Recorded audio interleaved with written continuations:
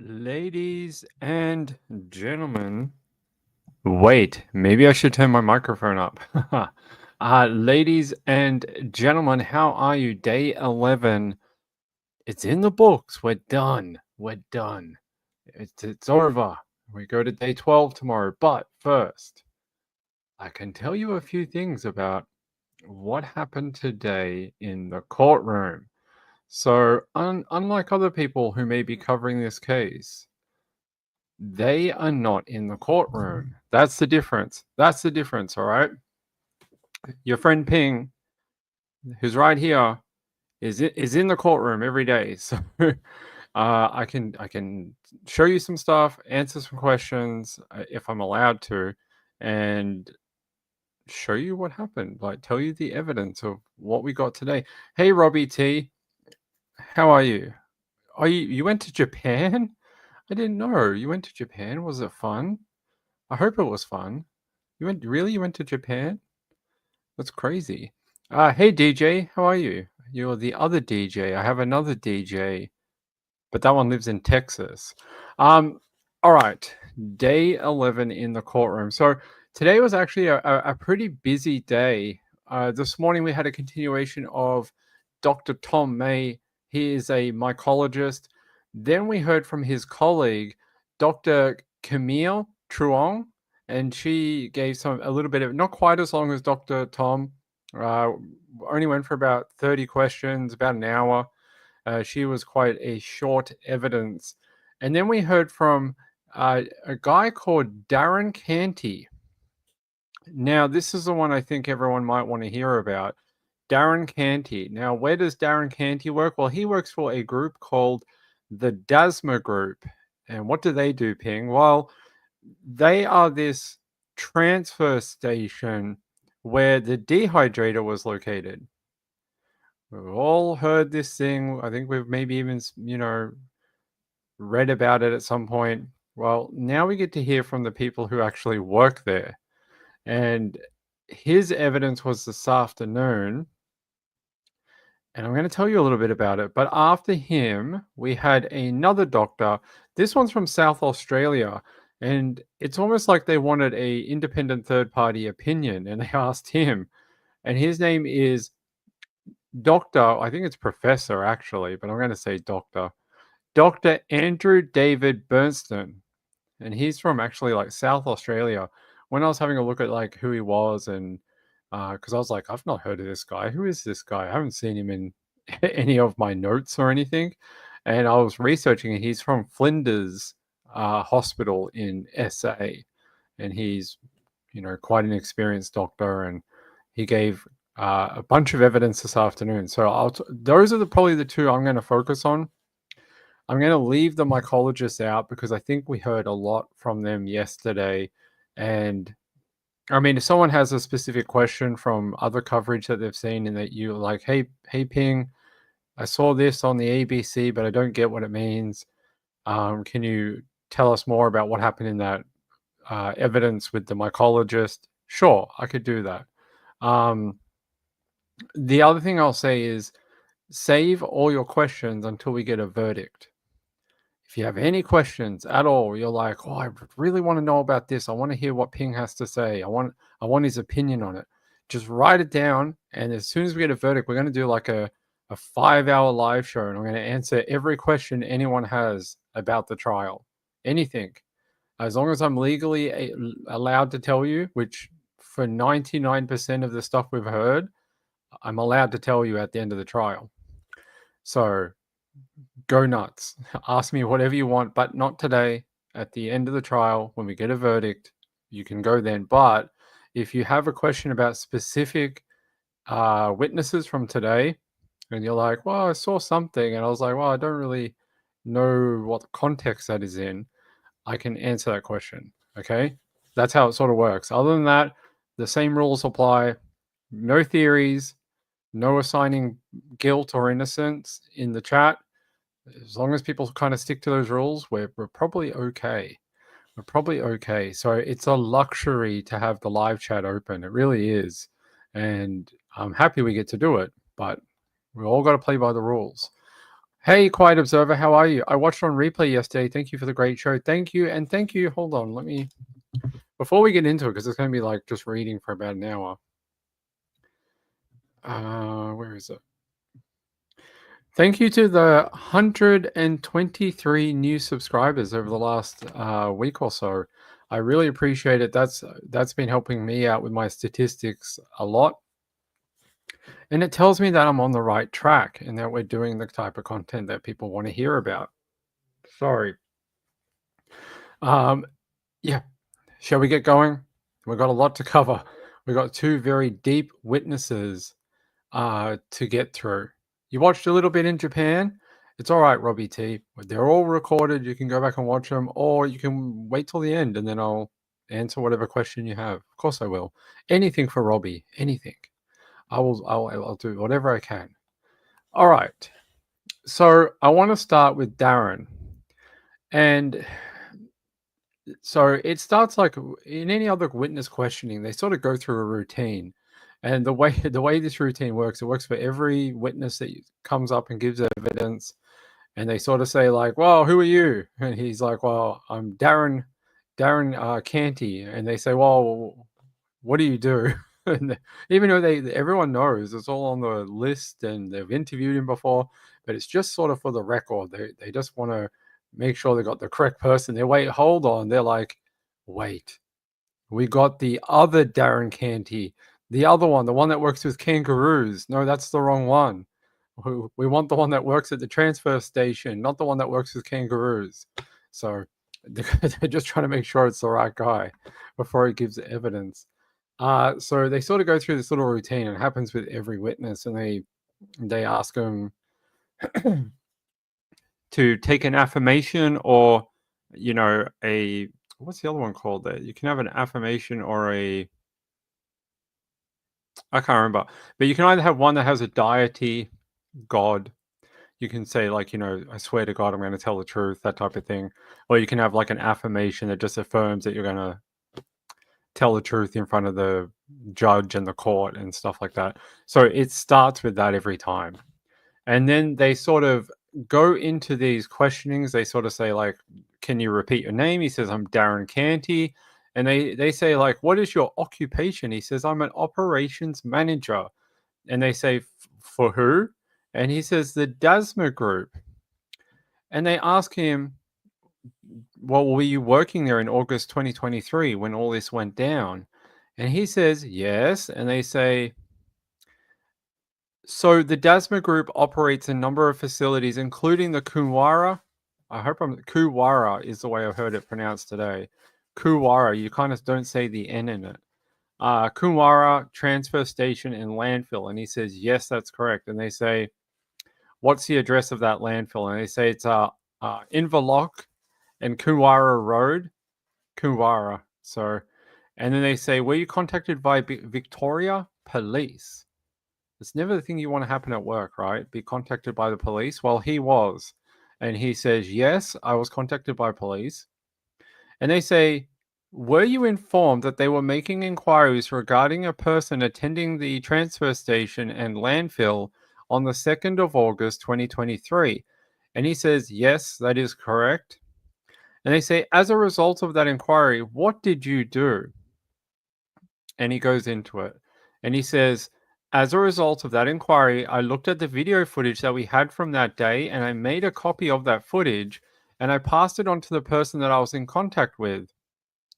They asked, did you, when looking at that footage, identify a woman attending in a red four-wheel drive bearing the registration redacted? And they say, that is correct. And they said, was that at 11:34 p.m.? He says, that's correct. And they said here, so after all this, you burnt a copy of the footage and supplied it to a police officer. And he says, correct.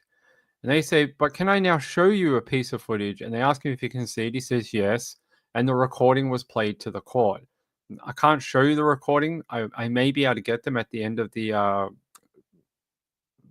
trial. We are looking at trying to get some exhibits and things like that. Whether they're approved, I don't know, but I will try to get them for you. so you can all listen to it as well. And here, hold on, what does it say? Thanks, Otad Kunwara. All right, you say the end. No, I heard them today in court. They were saying it like sort of like coup, but with no N in it. And I was like, okay, well, they're the people that live there. I was like, I'll take their lead. All right. So they talk about this footage, and the footage is placed to court, and they just ask, like, that's the piece of footage you identified from the 2nd of August. And he says, that's correct. And they say, that's the copy you supplied to VicPol. And they say, that's correct. VicPol is Victoria Police. And so they're talking about a rego number. I can't give you the rego number, it's redacted. But what I can tell you is they say here, they say, I want to show you some still, we would call it like a screen capture, but they call it a still from CCTV footage that I just showed you. And they say they've got numbers on them, and they say the direction that the woman depicted behind the car is walking in, what part of the transfer station is that? So it shows a woman getting out of the vehicle and walking. And they say it's a storage shed. And they say, does it contain particular bins or crates for particular items of wastage? He says, yes, it contains a few different items. There's an e-waste bin. There's also an area for mattresses, an area for batteries, and a few other bins in there for miscellaneous items. And they ask him, as of August 2023, were these clearly signed? And he says that's correct. So it's not like you would go in there and be like, I don't know which color is for what thing. They've got signs on it. So like, put your mattresses here, your batteries over here. And they're saying here, let me go down here. They say, and in this image, so they're showing another photograph or like screen capture, and it shows a woman. And they say, at the time, very faintly in the top left hand corner, and the woman is depicted carrying an item into the shed containing those bins, including an e waste bin. And he says, yes, the e waste bin, that is correct. And they say the third image shows a woman carrying the item, but almost in the door. And they say that is correct.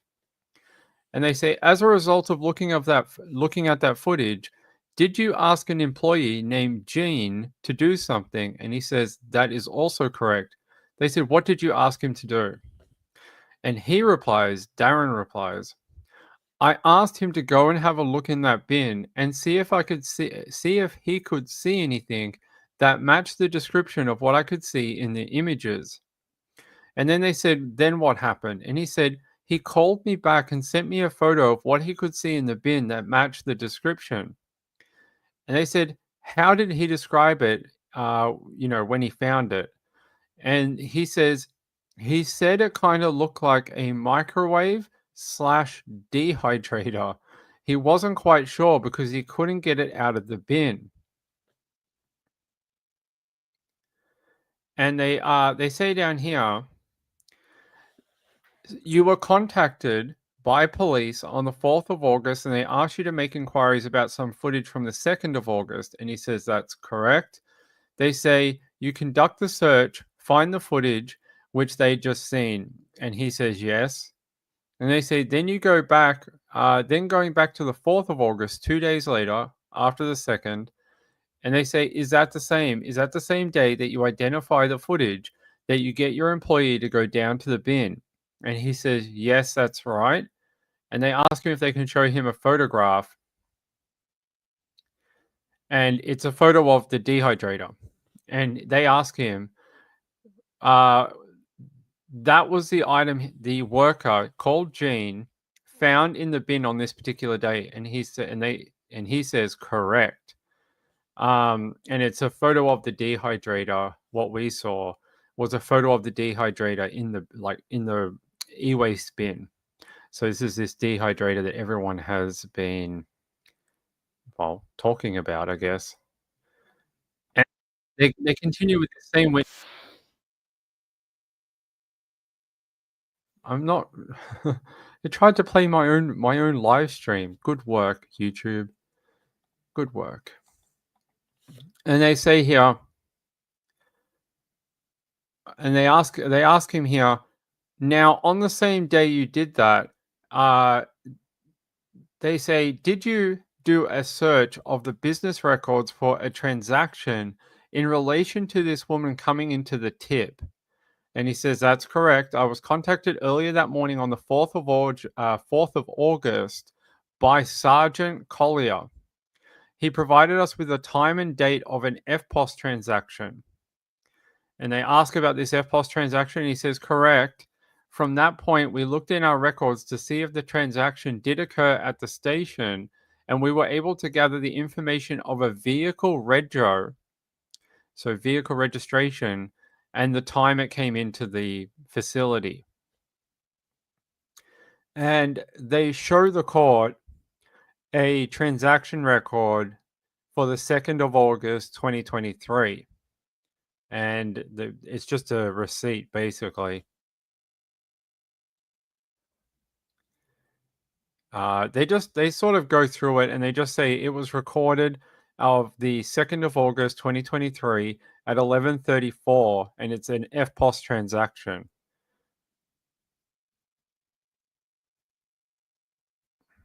And they charged Erin for e-waste bag less than 120 liters, and he says that's correct. That's what she was charged for. And they said, is that a signifier for the size of the item that's been deposited? And he says, that's right. So anything under that size, we would put in as the transaction. And they say, when people come to the transfer station, I take it that it's not a free service. But he says, well, no, some items are free. You can dump some items at the transfer for free. And they say, but not e-waste items. And he says, that's correct. And they ask him about the procedure, and it's worded like this. So the procedure about turning up to the landfill is, does the person immediately pay before they proceed into the area itself for depositing the rubbish? He says, and I reply, and this is how he replied to that question. Yeah, that's right. There might be some situations where they pay a little bit later on. So if they've got a mixture of items, maybe items that are paid for, sometimes we'll allow them to sort those out, and then we come back and charge them the correct amount. So sometimes if somebody brings in like multiple things, they'll sort of be like, hey, just sort of spread that out and let us have a look at it and put them into groups, and then we'll figure out how much we have to charge you. All right. And they say, yeah, so the CCTV, we saw the CCTV from the Kunwara. All right, there we go. Transfer station, CCTV, and that was his evidence. So not a lot on his particular evidence. Not a ton. Basically just that they did have a lady come in who is Erin Patterson.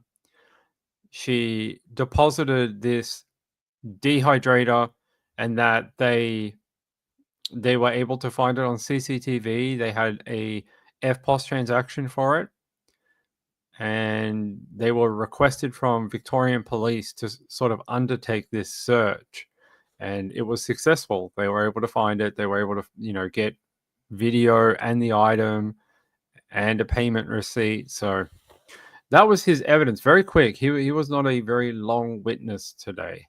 But what I will say is, after he was on, there was a statement from a senior constable of the police, which he works at the Bass Coast CIU. So CIU stands for Crime Investigation Unit. And they say here,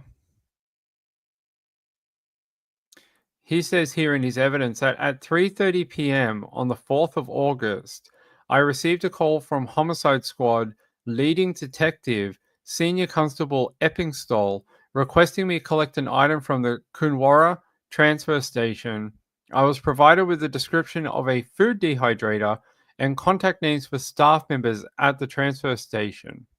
At 4:19 p.m., I attended the transfer station and I met up with a staff member named Jean. You'll would have heard that name from the previous witness. And the officer continues his statement and says, I was shown to a skip bin located inside a shed. The skip bin was labeled for small and large e waste. Jean showed me to a black food dehydrator with a clear lid, which was sitting in the skip bin. I took a series of photographs of the dehydrator. I removed the dehydrator and lid and took further photographs of it and the surrounding shed. So that was his statement, and he continues and says, "I then wrapped the dehydrator in plastic arson bags and tape, and secured it in the rear of the police vehicle. I conveyed the dehydrator to Wonthaggi Police Station, where it was lodged in the CIU exhibit room and recorded on our system." And that was the statement made by Officer Paul Burns. And that statement was made the 7th of August, 2023. So back only a few days after he actually collected that dehydrator. So there you go. That is the officer who went and actually picked up the dehydrator. So you sort of see the chain of custody here. Erin dropped it off at the transfer station. They got a call from Victorian police. They then went searching for the video, the dehydrator, the woman, the vehicle, and they figured it out. And then the cops sent a officer to go pick up the item and take some evidence photos. So that is where that evidence gets you to. Hey, no fights in the chat. We're going to have a person from the UK come in soon, and they're going to fight you, and they're going to say penguins are better than Tim Tams. Don't do it. It's very, shaky ground. Australia versus the UK. What is better, Tim Tam or penguin? I don't know which one. I've only ever had Tim Tam, so I'm no help. All right. All right, who do you guys want to hear from next? So we heard from the guy at the transfer company. We heard from the cop who picked up the dehydrator. Who else should we hear from? Who else we got on my list? Where is my list? Here. That's not it. That's not it either. Who are we going to watch? That's different. We did. So that was Darren Canty. He's the worker from the transfer station, and then we heard a statement. So maybe I should explain what that is for people who don't know what a statement is in court. It's just it's a pre-recorded sort of.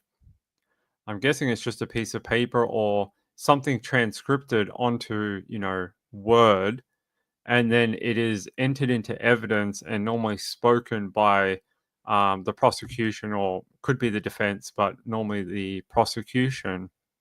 And it's just a statement. It is they're not there. They're not actually giving evidence, but their written word, or could be their voice that's been transcribed into Word, is then entered as if they are there, and that's how that works. So even though this one was read out by Miss Lenthal, even though she read it out and she's like a lawyer for the prosecution, it just still counts as sort of like being heard live. That's how the jury has to take it. They have to take it as if the person is standing there telling you the same information. So they're called statements. They're not the same as sort of like when a witness is there talking live, but it is treated the same. They're supposed to be treated in the same way. So, I what the hell is a sugar wafer? I don't know what that is. I don't know what that is. All right. All right. Shall we take you down to Andrew David Bernstein? So he is a professor and he is at Flinders University in South Australia, and he has a whole bunch of qualifications. He's got a bachelor of medicine, a bachelor of surgery, he's a doctor of medicine, and he's a fellow of the College of Intensive Care Medicine. And they said, "How long have you been in your current occupation?" He says, "Around 35 or 36 years." And they say, "At the same place." And he says, "In one employment." So he's been with the same hospital for almost 4 decades. Long time, long time. And they ask him here, "Were you supplied with medical records related to Erin Patterson at some point?" And he says, "Yes, I was." And they say, "Does that include Monash health records?" He says, "I was." And he is then asked for Gippsland Southern health records, and he says, "Yes." And then they say, "Ambulance Victoria care records for her," and he says, "That's correct." And then they ask, "Corumburra Medical Centre records for Erin Patterson for the 26th of July 2023." And he says, "Yes, I did get those." And then they say, "And Waverley Medical Centre complete records as of the 6th of September 2023." He says, "Yes." And the Leongatha Healthcare medical records dating between the 2nd of March 23 to the 11th of August 23. And he says, "I believe so." And they say, "And you've read those material?" And he says, "I have done so." They say, "Is there sufficient evidence in Erin Patterson's medical files to support the assertion that she was diagnosed with cancer in the middle of 2023?" His reply is, "I could not find evidence to affirm that statement." But they ask, "Was there a self administered screening test for cervical cancer?" He says, "There was, done in March of 2023. He says, "That is correct." And here they ask him about what the results of that cervical test was. And they ask, were the results normal? And he says they were normal. They saying here, "And no further testing was required for 5 years." He says, "That's correct. And I think that was conveyed to her as well." And he says, "Yes, to her." Sorry, that came from Miss Lenthal. And they saying, "And there was no further testing required for 5 years." His reply is, "That's correct. And I think that was conveyed to her as well." And they say, "Yes, that is conveyed to her." So she had this cervical test early in 2023 and it came back as normal, no abnormalities. So that's probably something similar to a pap smear that a lot of girls get. And that's how I'm not sure if it's the same one. I don't know. I'll have to wait till I next get my next one to find out. Like, it's going to be in 5 years' time. Technology changes, and, we'll see what my cervix is doing then. But in this particular in this particular bit of evidence, they're saying that there was no further testing required for 5 years because her results came in as normal, no abnormalities. So no cancer detected in March of 2023. And they say, "Can I ask you what gastroenteritis is?" And his reply is, hold on, give me a second. Yeah. Oh, sorry. These questions are from, I attributed them to the wrong person. Originally, in the other evidence we heard from Miss Lenthal, this evidence is Dr. Nanette Rogers, SC. That's her full title.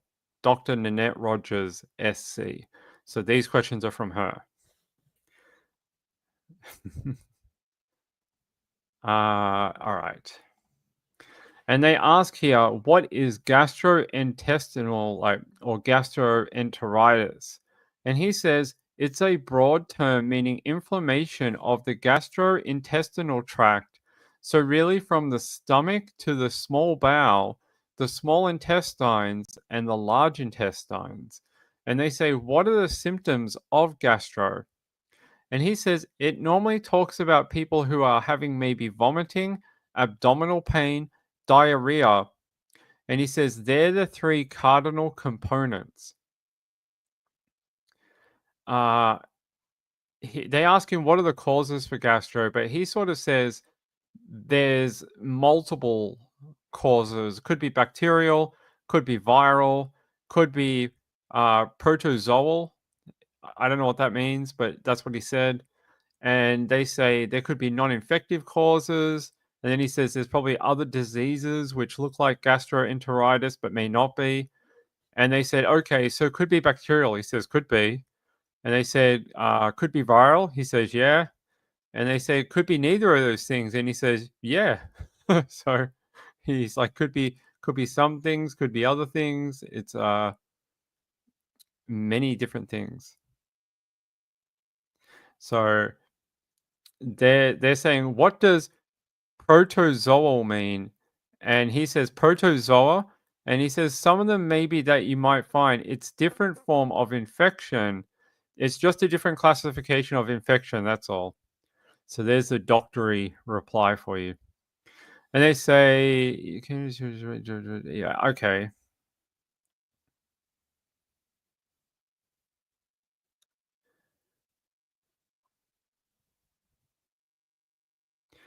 So they ask him, they say, we want to talk about Erin Patterson's reported illnesses after consuming the lunch with death cap mushrooms on the 29th of July, 2023.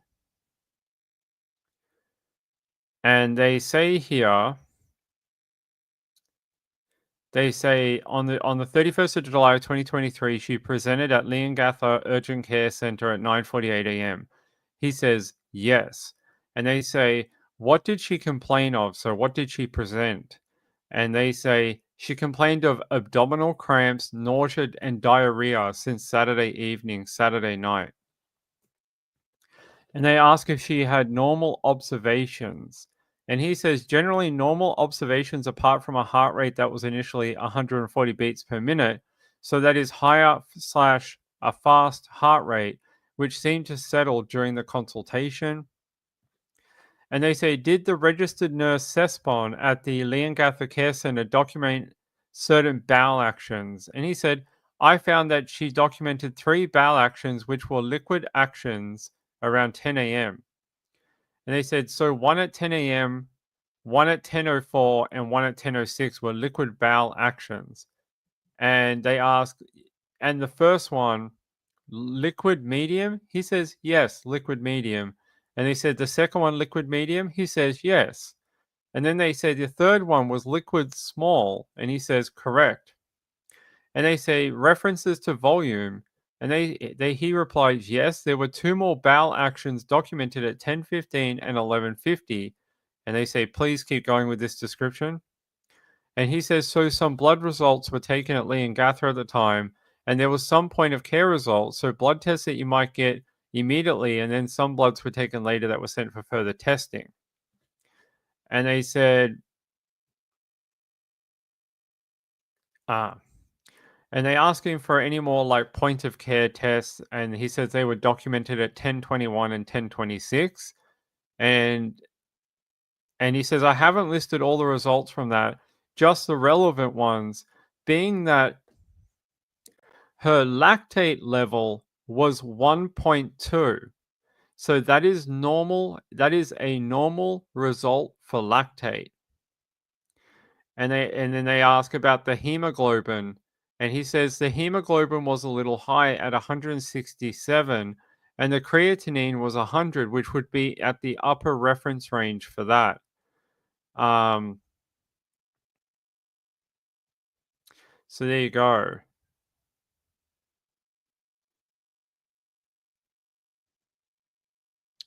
I'm just trying to get down further in my notes for you. Um, so they talk here a little bit about urea to creatinine ratio, and they ask like what does that do or what does that mean? And he says you can make a ratio between the two tests of kidney function. So they often look at urea to creatinine to see how the kidneys are functioning. And they say um, there are other factors that influence this, but if you were looking for a measure of dehydration, you would expect a urea to creatinine ratio of greater than 80. And they said, so the reading of 41 is not consistent with dehydration. And his reply is, no, that is not consistent with dehydration. That's true. And these tests that they're talking about are for Erin Patterson when she presented at the hospital. So they said that her lactate was only 1.2. So they said that was within normal range. They said her hydration seemed okay, and that her urea to creatinine level was around 41. They would expect if she was dehydrated to be somewhere 80 and over. And they said she was at a normal level of 41. They said about the only thing that was a little out of whack was um her blood pressure. No, her hemoglobin.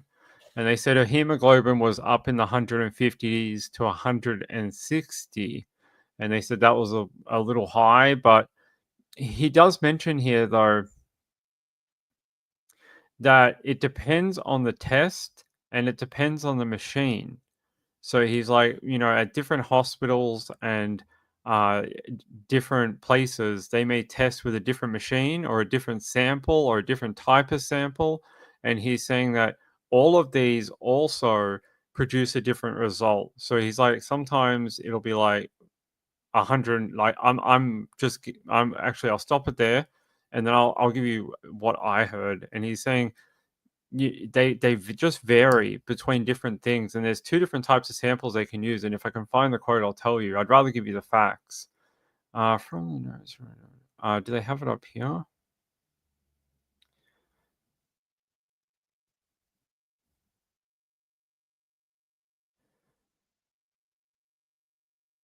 I don't have it, but he was just basically saying that there's two different types of tests that you can do with these type of tests, and he goes, each one sort of comes out a little bit differently. He's like, it depends on like the machine and who does the test, how old the sample is. So he says there's variability between the numbers at different places depending on the type of things they do. And so he's like, pretty, not abnormal to see different numbers across different places. It's not something that he would be typically concerned about, especially if it's not like wild swings of like 50 points in either direction. If it's like 10 points, it would probably be, he might expect something like that.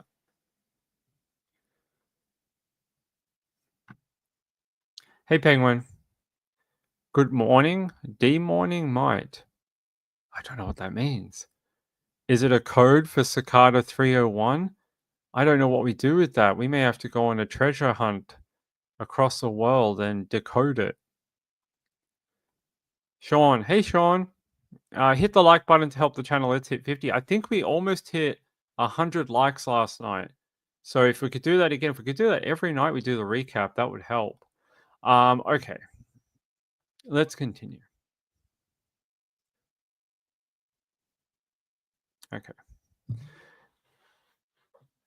So they ask him here, do the notes indicate that while Erin was at Monash Medical Center, she was cleared by toxicology on the 1st of August in 10:30 in the morning? And he says the notes do indicate that, with no evidence of Amanita poisoning or any other toxic substance. And he says that's correct. And then they ask him, can I ask, on the 31st of July 2023, I'm going to ask about a fecal specimen. He says that specimen was sent for a test called the multiplex PCR. And he said they asked him to explain what that is.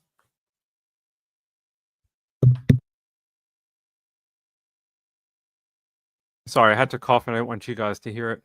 And they say, might you explain that before you go on? He says, it's an extremely sensitive test that can look at pathogens, and he says it's a molecular test.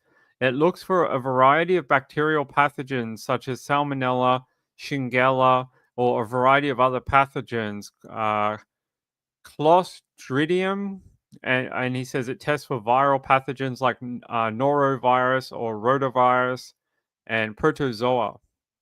And it says it doesn't look for everything, but I think this one may have looked for 15 different pathogens, which would be common pathogens for infective gastroenteritis. And they say, and the indications were that no pathogens were detected from this multiplex PCR molecular test that had been conducted. And he says yes. So there you go. Erin Patterson, according to these notes, was cleared by toxicology on the 1st of August at 10:30 in the morning with no evidence of Amanita poisoning or any other toxic substance. Then a couple of days before then they did a fecal specimen, and that was sent for that multiplex PCR, and it tested for all those different viruses and pathogens and anything that might explain her symptoms, and nothing came up. It was a clear test. So there you go. I don't know what that means, but you might be smarter than me. And they say they want to ask him about a formal blood test that was taken at Monash Medical Center. And they said, "Can you explain it?" And he says, "Of course." So from the notes here, I've really looked at some of the things. The blood test INR was 1.1. INR is a clotting test, and it's probably the most sensitive test we could have for liver dysfunction. You might test it for other reasons, but also in liver dysfunction, it was 1.1, which is within the reference range. The next test is what they call an APTT, and it's another clotting test. And he said this one was also within the reference range. So the clotting was normal. And they said, is that also a liver function test in effect? And he says, no, it's not. And they asked me about the significance of the reading of 26, and he says that is a normal result. They ask him to keep going about these tests, and he says, I've listed here the uh I'm not going to pronounce half this stuff. Fibrinogen, and he says it was 4.9. And they say for clarity, that was the blood that was sent from Leongatha. And he says, I think at about 11:57 or some similar time to that, the result was 4.9 at the time. And he says it was repeated. It is not within the statement necessarily. And they say, um, he said it was slightly elevated at 4.9 from the blood that was sent from Leongatha at the time. And then they said, but then became within normal range at a later point in time, question mark. And he says that is correct. So, and the test result was from Leongatha Hospital. Fibrinogen? I don't know what that is. What is fibrinogen? Let's look it up together because I have no idea. Fibrinogen, okay, is a protein in the blood that plays a crucial role in blood clotting. Well, that makes sense because they just spent like two paragraphs talking about blood clot. So there you go. Okay, so this particular protein is produced in the liver and is a key component in stopping bleeding and healing wounds. So there you go. That's what it's for. That's why they test for it. Wow, okay. That probably explains a lot of things about you, Joe. It explains many things. Yeah, we have no more questions. They've all been answered by this statement right here. All right. So they ask about a different test that they did on Erin, albumin, and they say it was 45. That is within the reference range. That is protein in the blood. I might die if they ask me to say any more medical terms. So they say it was a liver function test, and they said the level was 19, that is in the reference range. The GGT is another liver function test. That was 14 within the reference range. The next results I have here are some electrolytes. And he goes, these are minerals in the blood. And they ask him to explain it. And he says, sodium was in reference range at 143. And I can tell you a little bit about sodium. So 143 is actually pretty normal. Mrs. Ping got, what did you get down to when you got hospitalized for sodium? 119? 120, but you dropped to 119 in hospital. So she dropped to 119 sodium, and we got a phone call at like 7 a.m. in the morning, and they were like, "You have to go to emergency like right now." And we're like, "Why?" And they're like, "Because she could literally go into a coma at any minute." That's what they said to you, right? That you could go into a coma at any minute or have a seizure. So sodium is really important apparently, and she had to be on a slow drip for like 2 days to bring her sodium level up. So sodium range at 143 would be fine.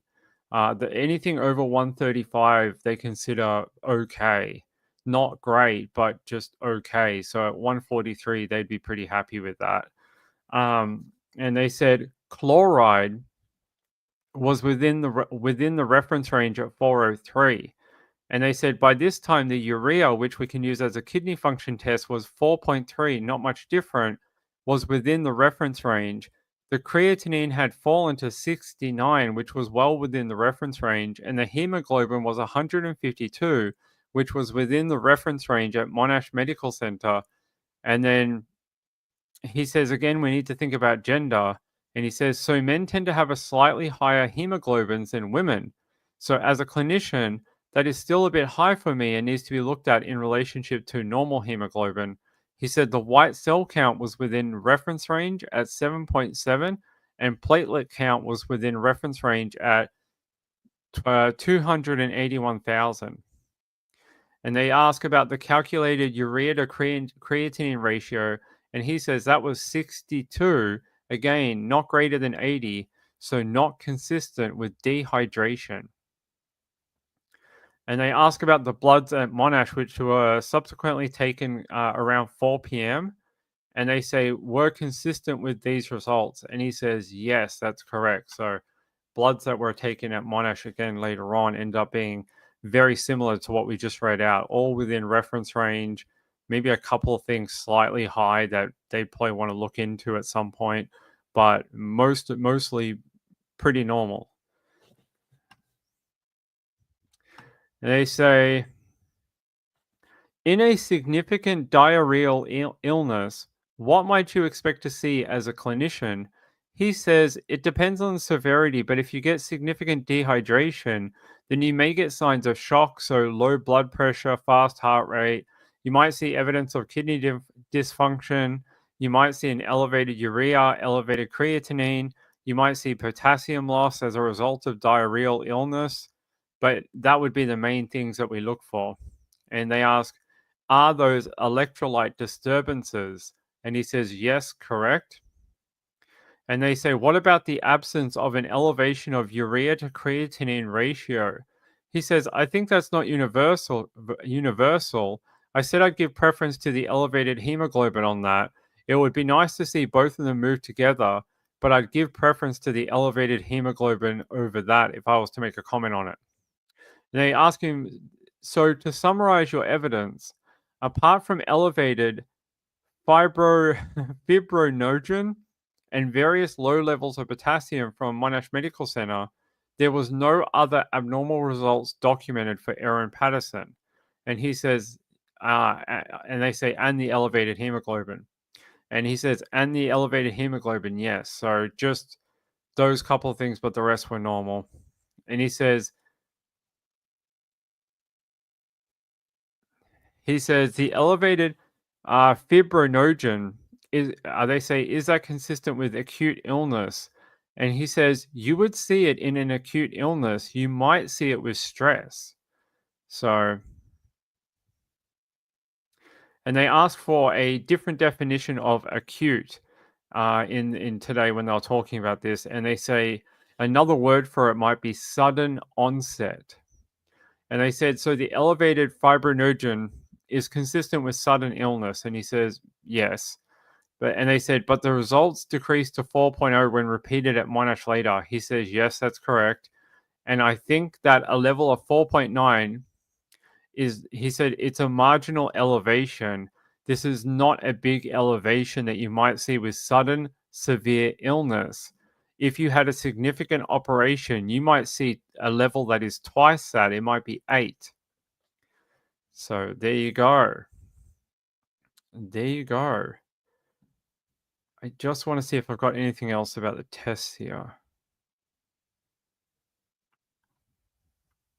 I think that's about it. Just let me check one more thing. I think that's it from those two people. They were the main points that I wanted to bring you. I don't know what you all think about it, but hold on. Okay. Do you want to hear from the mycologist? We can do the mycologist bit. I've got a little bit more time. So if you want to hear from the mycologist that came on, it was a female that worked with Dr. Tom May, and she was on for not a super amount of time, but I can run you through some of her evidence if I can get back at my notes. Where is she?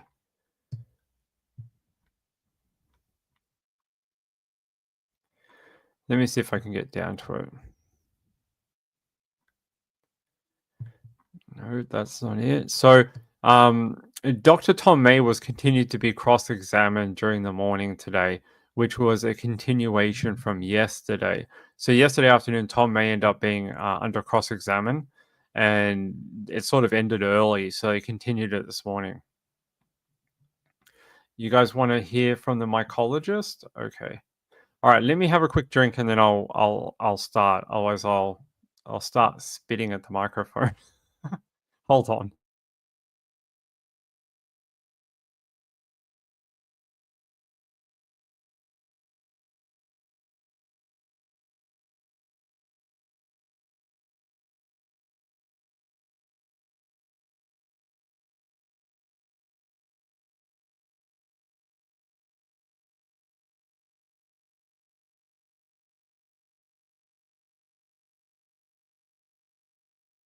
All right. Let's talk about the second mycologist that came and gave evidence. Her name is Camille Truong, and she is a doctor, and she works as a research scientist at the Royal Botanic Gardens, Victoria. I did it. I didn't add botanical. I said botanic. There you go. And they said, how long have you worked at the Botanic Gardens in Victoria? And she says, I've worked there for 3 years. And they say, what is your professional qualification? And she says, I'm a mycologist. And they ask what a mycologist is. So they do these questions every time. And she says, study fungi. So study fungi. And they say, what qualifications do you have? She says, I hold a PhD from the University of Geneva in Switzerland that I attained in 2012. And they say, do you have a Bachelor of Science as well? She says, yes. Before that, in Switzerland, we don't have bachelor.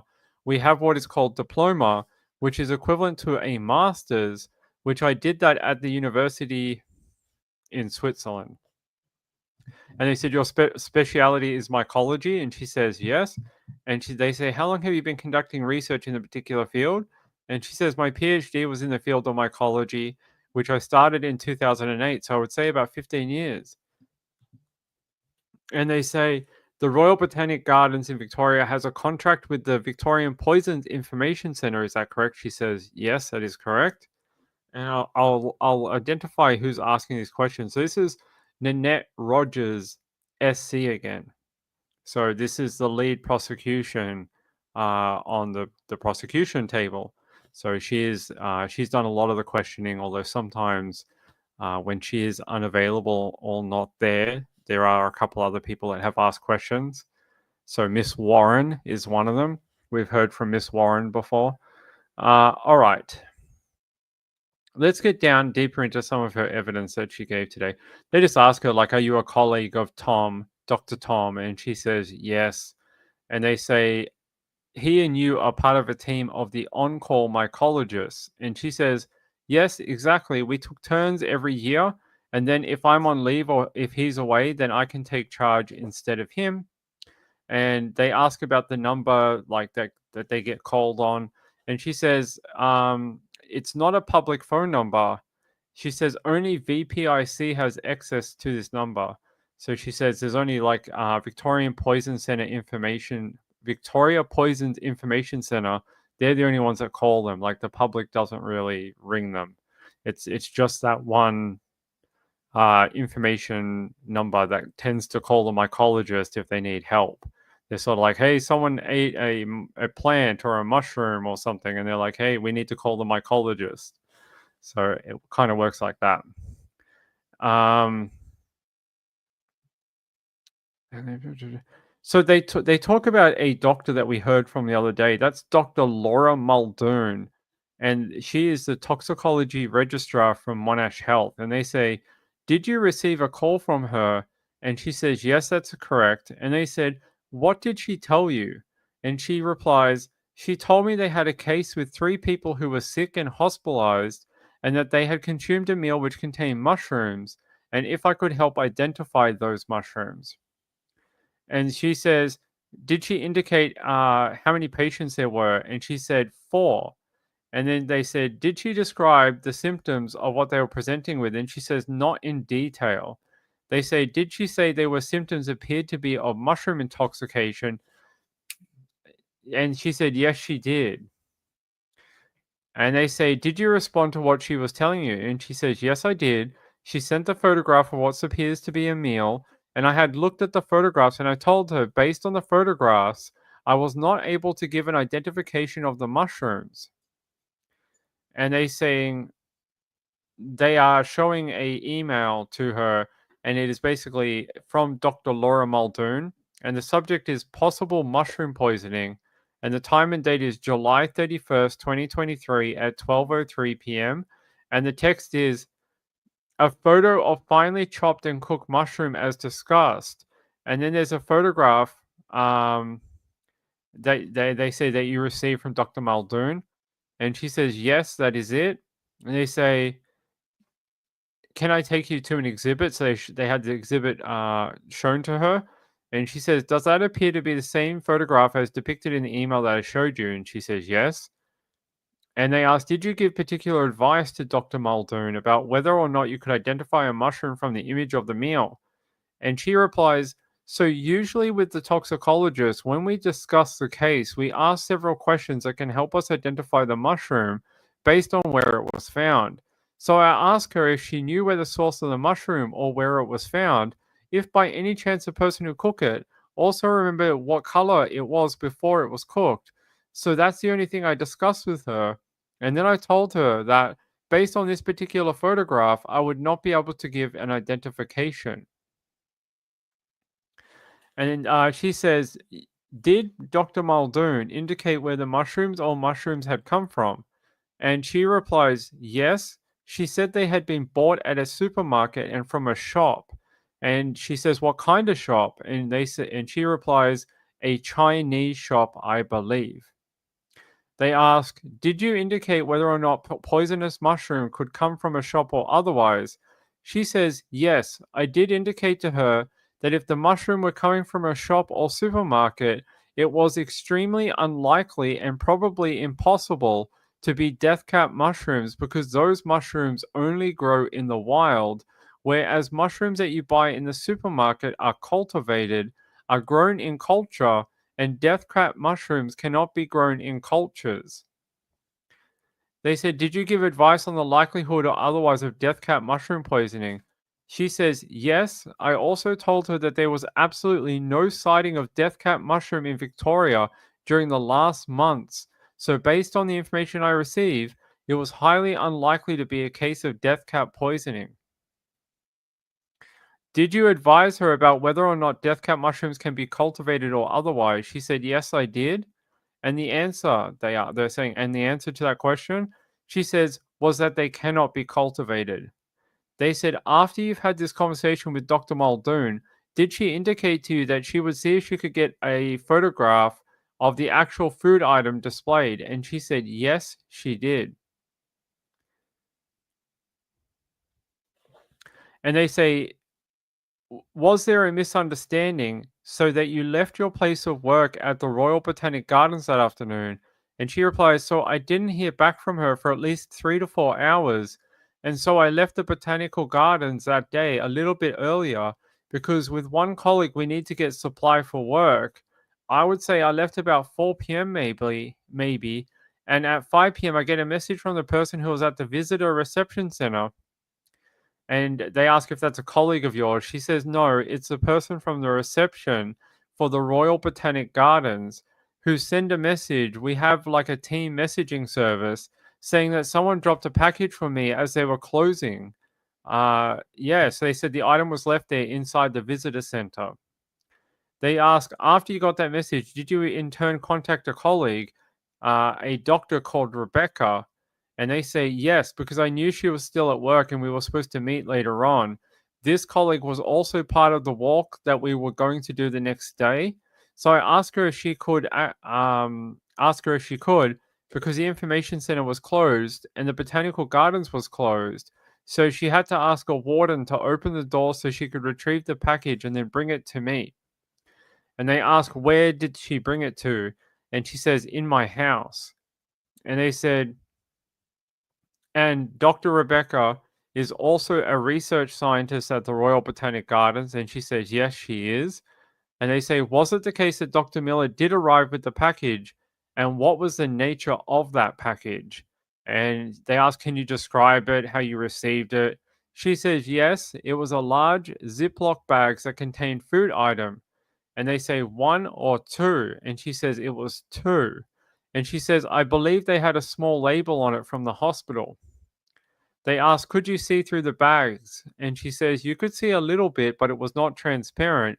I think they had a blue color, but they were not totally opaque, so you could see the items inside.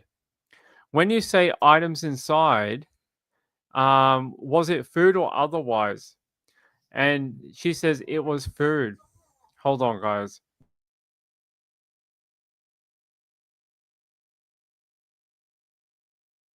Sorry, my cat's trying to get up and eat my food that I'm going to eat after this. Nick says, I've been spreading the word about Ping's excellent child reporting. Thank you. I appreciate it. Thank you. I appreciate that. It is the only channel that has direct access to the court every day. It is the only YouTube channel. There is no one else. If you see anyone else talking about, except if it's like the ABC or the Guardian or something, if you see any other YouTube channel that's sort of like mine, pretending that they're actually at the court, I can tell you I'm at the court every day and I know who's there. And I've never seen another YouTuber at the court. Everyone else is like from the Guardian, the ABC, Nine News, Sky News, BBC, Reuters, AP. Like there is no other YouTubers, no TikTokers, nothing like that. So if you see anyone else claiming to be at the court, they're talking porkies. They're talking porkies because I talk to them every day. I talk to all the guys sitting around me. I get to know people. Got to know the guys from the Guardian the other day. They're really nice. Like if I found another YouTuber, I'd probably be pretty happy because I wouldn't be alone. But there is no other person. So I have not seen you there. No, have not seen you there. No, I have not. I have not seen you there. So she says, so when you received this item, so a package with the leftovers inside, what did you do? So she says, I went, so I have a small microscope setting in my house. So I went there. They said, did you use gloves? She says, yes, as I always do. I always clean up the bench and then I use gloves. I use a small tray and tweezers that are also sterilized with alcohol wipes. So I opened the package and I saw it was a food item which contained mushrooms inside.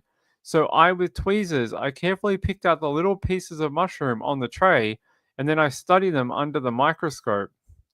They said, "Did you find any death cap mushroom pieces?" And she said, "I didn't."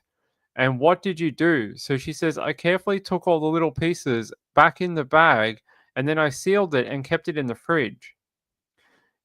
They asked, "The following day on the 1st of August 2023, were you out doing field work?"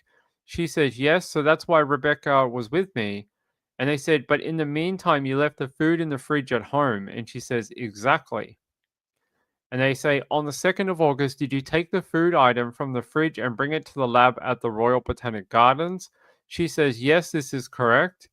And they said, "Did you remove the food item from the Ziploc bag and re examine it, looking for signs of any other mushroom material?"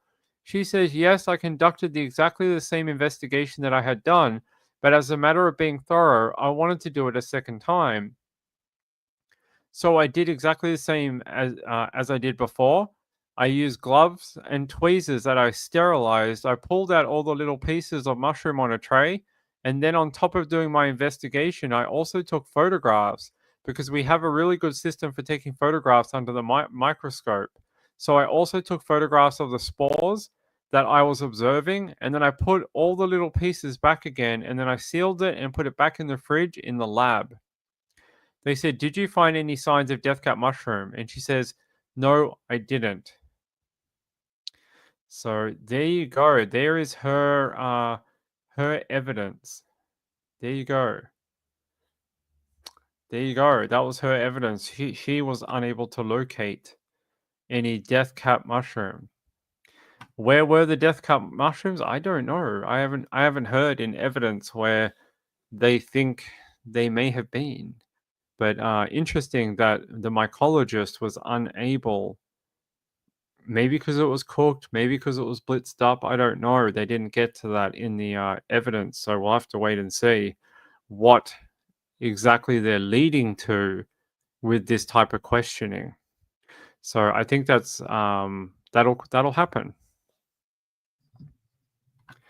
Julie says, "Nick, me too. We're very lucky Ping can type so fast." I tell you, it's a skill that I've had to develop over like 2 weeks. I couldn't type fast before.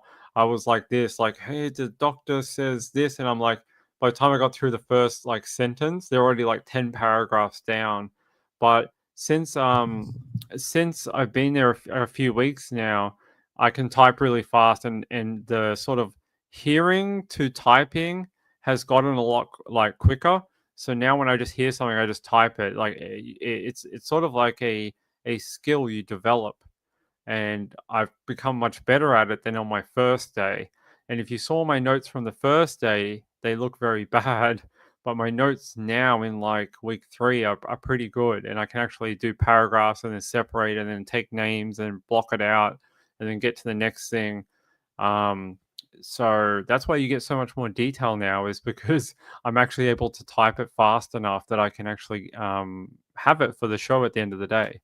So that's why you guys get so much detail. The Quiet Observer says there were individual servings. I can't think why this lady didn't find anything. I don't know. Maybe the samples weren't big enough. You got to remember, they said that these samples were quite small. Is that got something to do with it? Is it? I have no idea.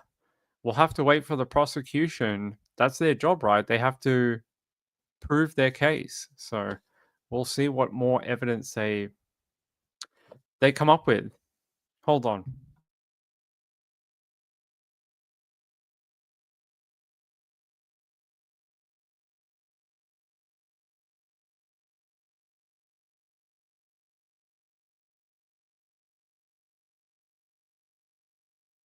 It's not that amazing. There's like 20 other reporters that do the same thing as well. So we all sit in the same place and we're all just on laptops all day typing, and then we get a couple of breaks throughout the day. So we get a morning break and that type of thing. So yeah, I mean, it's not. I think it's more the fact that I don't normally type like that because I don't need to. I just sort of, type on the net or make the shows or make descriptions, that type of thing. I don't really need to uh, type as dictation, like Sean said. I don't need to listen and then type. It's not something I do very often. So it's just sort of building that up, and it's okay now. Like I can get enough notes for the day, so it is fast learning. I sort of had to. I was like, wow, I've got shows to do. I've got content to make. I sort of have to do this. But I'll explain more when we finish the trial. Okay, I'll explain more how this process works when we finish the trial. Okay, not right now, but when I get out of there and I know they're not going to send ninjas to my home and kill me in the middle of the night. Then I'll tell you more about how the process works. But not now. They might get me. I have to be there tomorrow. They may have a ninja waiting for me in the media area in the morning if I tell you. Renee says, I thought you could voice record. Nope. Nope. Nope. There is no recording. You are not allowed to record. You are not allowed to photograph anything. You are not allowed to screen cap anything. You are not allowed to have any kind of recording device running. They do allow us to have our phones, but if you point it towards the screen, you will get kicked out. Like you can have it. So the way most of us do it is sort of like this. So we have our phones pointed down. If you point it up, they will come for you. They will get you. You know, because they think you were taking photo of the thing, the thing that we're watching on. So you can sort of be like this, but if you go like that, they will probably either question you and ask you to look at your photos, or they may just not give you access anymore. So I would like more access. So I'm not going to piss anyone off at the Supreme Court. I think you're racist, Joe. I think that's what's going on. It's projection. So you're projecting your own failings on everyone else. I think that's what's going on here. I think that's why you call everyone racist. No, it's all right. I promise you, court, it's never any recording device. There's no recording, no, like this.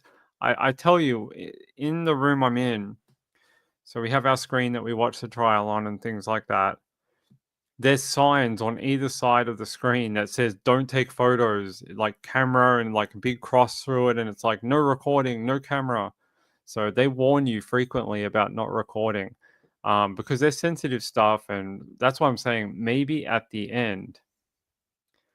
I've heard that we might be able to, depending on the judge's decision, we may be able to get some of the exhibits. So the 911 call, the 000 call, the CCTV, some of the PDFs that we've seen, that type of thing. So hopefully at the end, hopefully at the end we'll be able to get some of those things. I don't know. Maybe they don't know where the like button is. It's not worth it, Ping.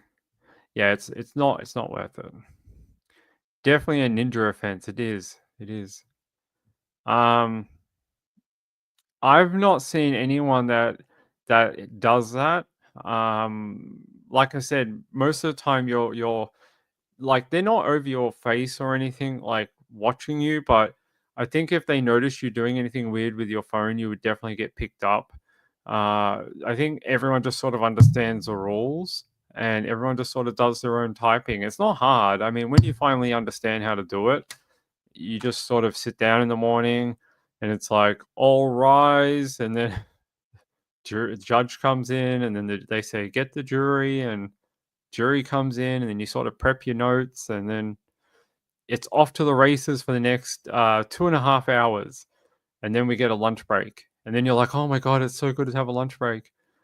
And then it's like, oh man, I still got another 2.5 hours to go. And then you have to go back in and do 2.5 more hours. So, but it's been great so far.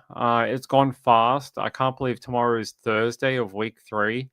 It's really, I think because we didn't have Monday this week, there was no court on Monday. So I can tell you that now that we're past Monday, that I knew since last week that we weren't going to go to court on Monday. I just was unable to report it, unfortunately. But it's been a short week this week, and Friday's a half day too. So we only really got Tuesday, Wednesday, Thursday, and a half day on Friday. And so it's sort of been like 3.5 days this week. So am I quite fit? Are you saying that in the UK way? Like that bird is fit? I don't know. I don't know if I'm fit, man. I can tell you that my legs are screwed from walking around so much. Like I do. I got a leg press that's just over the other side of this monitor, and I use it quite frequently. And my legs are wrecked. Like, I don't know what it is. I think it's running up the stairs all day because there's stairs that we have to go up, like, up and down all day, and my legs are just caning. Like, every time I come home, I'm like, "Geez, I need some ibuprofen," and I feel like an old man. I'm like, "What's going on?" I do weights every day, and I'm like, "Do I need to do more weights on my legs? What's going on?" I never miss I never miss leg day, but my legs are just absolutely killing me.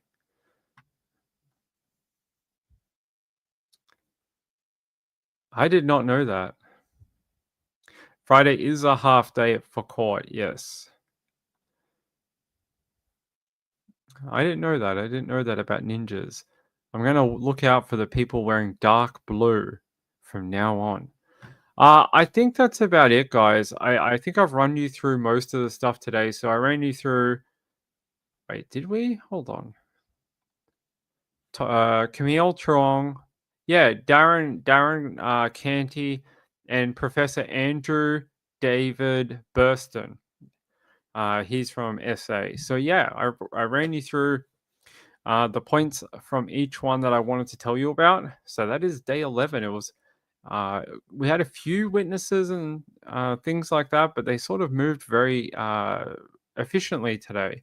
Sometimes they don't. Sometimes the witnesses are very like, yes, no, say that again, rephrase that, do this. And then the notes are like 45 pages for like one witness. And you're like, oh my God, I have to trim this down, figure this out, change this.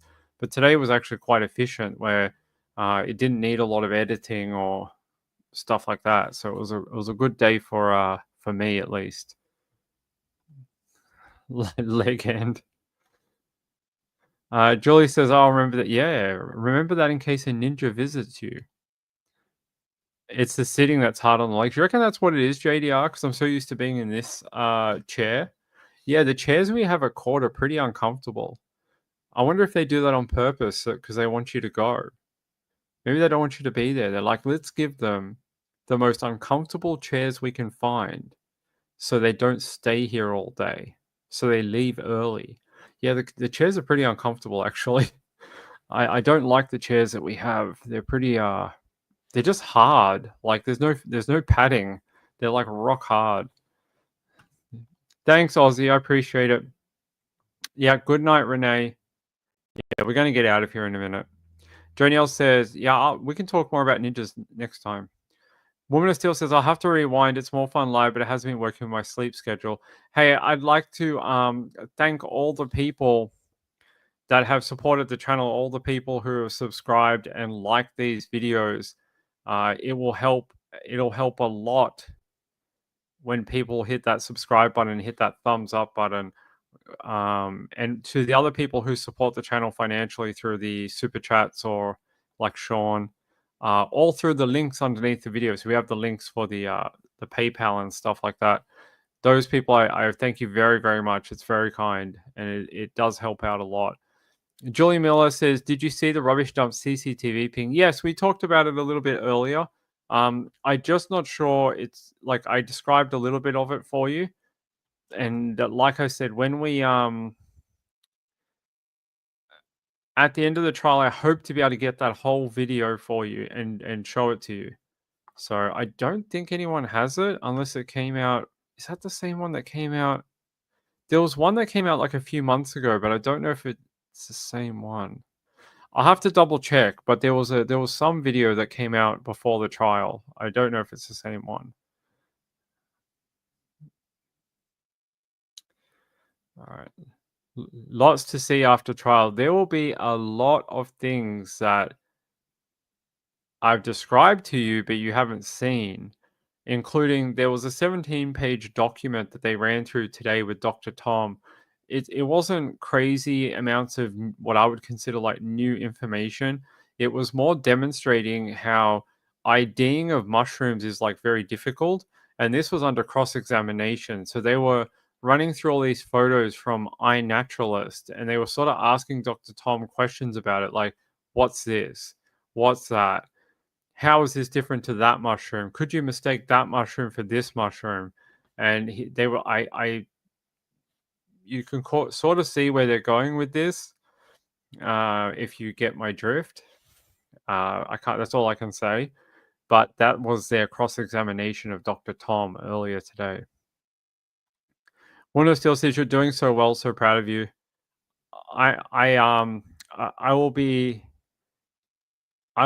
happy when it's finished and we get a verdict, but I'll be sad that it's finished when we get a verdict because it's been 2 years of my life following, the Erin Patterson case from day 0. I was the first person to make a YouTube video on YouTube about Erin Patterson.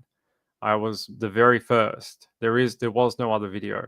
It's my video and that's it. And I followed it from the very weekend that they were still in hospital, but hadn't passed away yet. We were covering it on this channel when I very first made this channel, and it's been, yeah, almost 2 years of my life, and to get to this point is very, you know, fulfilling to be at the trial, to see all the information, to see behind the curtain kind of thing. But it'll be sad sort of when it's over at the same time because we'll have to find a new case to do. I don't know what that'll be, but we'll have to find something else to obsess over for 2 years. No, that's all right. You can be late. Yeah, the first one we did about it was only a very short video. It was about a paragraph about how these people were in hospital after a suspected death cap poisoning or something like that. Can't remember the wording. I have to find the article, but it was like just one paragraph, and we reported on it, and then within a week, it just went boom and went huge. So sometimes you get lucky with the stories you pick. Yuta says, ping the OG on this. I definitely think I am the OG. You know, there's some people that are like the Koberger people or the Delphi people or whatever. I definitely think I am the penultimate source for, or the ultimate source for Erin Patterson. I've been doing it for since day 0. So Woman of Steel says I only get mushrooms from the grocery store. Too complicated to get into for me. Adelson's? Lori Vallow 3.0? I don't know about that. Lori Vallow. Junior says I'd get hungry talking about beef Wellington all day. I don't think we've actually heard beef Wellington that much. I think we've heard it mentioned a couple of times throughout the different weeks, but I mean, it's like it comes up every now and then, especially when they're talking about the doctors. So the doctors will often reference that they spoke to Erin, and Erin said that she made a beef Wellington. And then they'll say, "Well, how did you make it?" And she'll be like, "Well, it was pastry and mushrooms and beef." That's come up like 4 or 5 times, but the actual like cooking of the meal hasn't come up very much. I think it's come up one time. It really hasn't come up that much. Most of it's been medical information. The majority of the evidence we've heard has been from medical professionals at all the different hospitals. Like we haven't really heard much from the the police side of it yet. That's what I'm sort of waiting to hear because I would like to hear what they have to say at some point.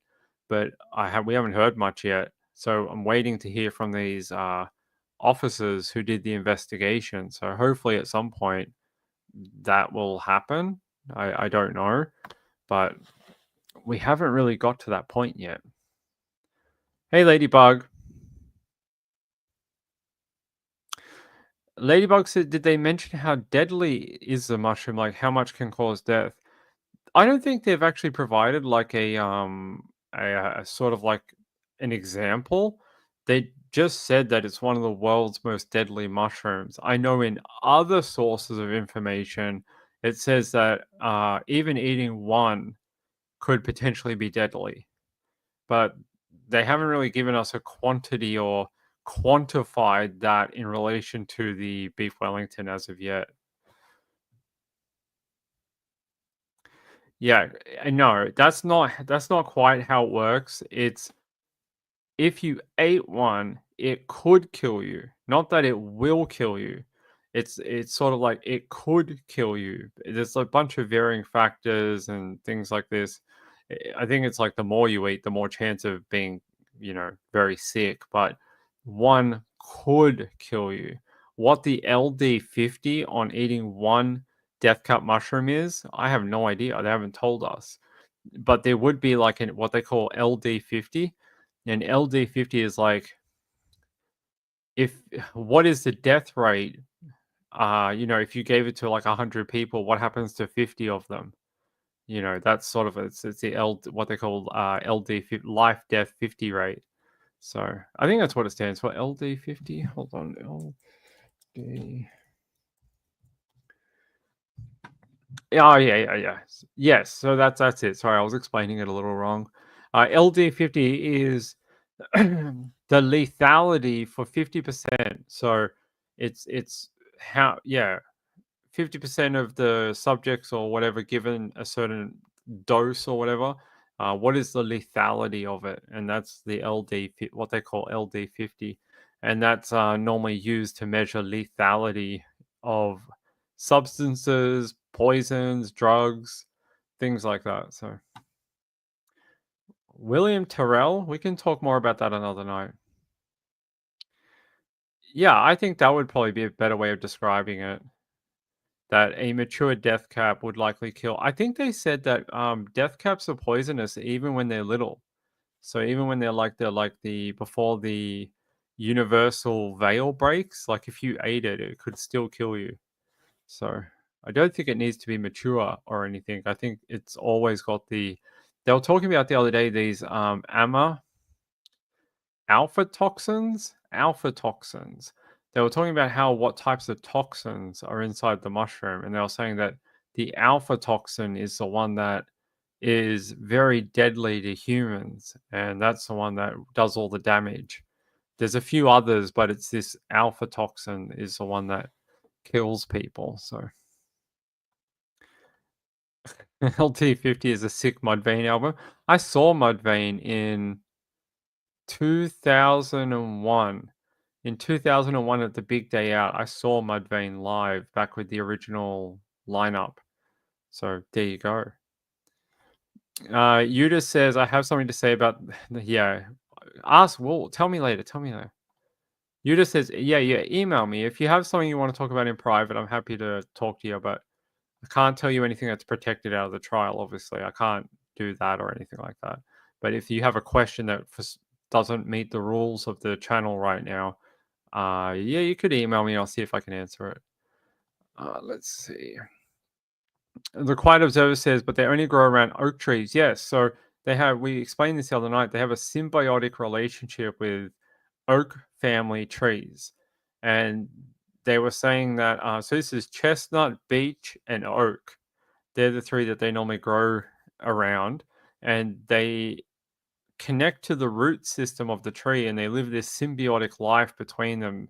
The mushroom gives something to the tree and the tree gives something to the mushroom, and they sort of help each other and live in this sort of friendship, sort of symbiotic relationship between each other.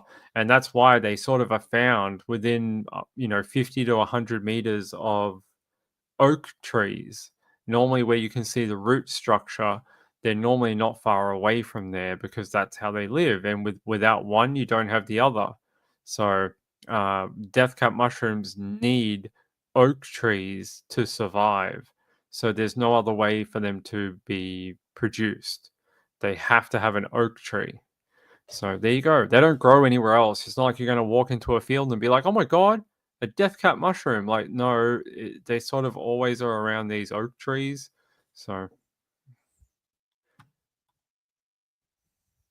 alphas are often troublesome. That's why I am a Zeta. That's why I'm the last. I'm not the Alpha. I'm the Z one. That's right. All right, let's get out of here for the night. Let's get out of here. It's going to be a long day at court tomorrow, and I've still got a lot to do before I get back into court tomorrow. So, hey, I hope you enjoyed the updates on Twitter today. If you're watching the Twitter and getting updates from there, I appreciate it. If you're watching on the channel, thank you for the subs and the liking of the channel. And to the people who send in super chats and things, let me double check we didn't get any during the show. Just otherwise people will be sad. Let me double check. Oh, I appreciate it, my friend Robbie. Thank you, my friend. I appreciate the PayPal. Thank you very much. It's very kind of you. And I'll see you tomorrow. Tomorrow's day 12. Day 12 of the Erin Patterson trial. I will see you then. And we are inching ever closer to that verdict and jury watch. How long? I'm not sure, but I would say we're past probably the halfway point by now. That's what I think. All right, all right. It's good to see you, my friend. Good to see you. Yes. Bye, everyone. Good night. Thank you. I appreciate it. I'm your host. My name's Ping. This is my channel, Nights with Ping, and I've been reporting from the courtroom of the Erin Patterson trial. I'll see you tomorrow for day 12 of the trial. And until then, have a good day out there. Sleep well if you're in Australia. And if you're in America, have a great morning and tune in tomorrow night. Peace out. Good night, everyone. See you later. Bye.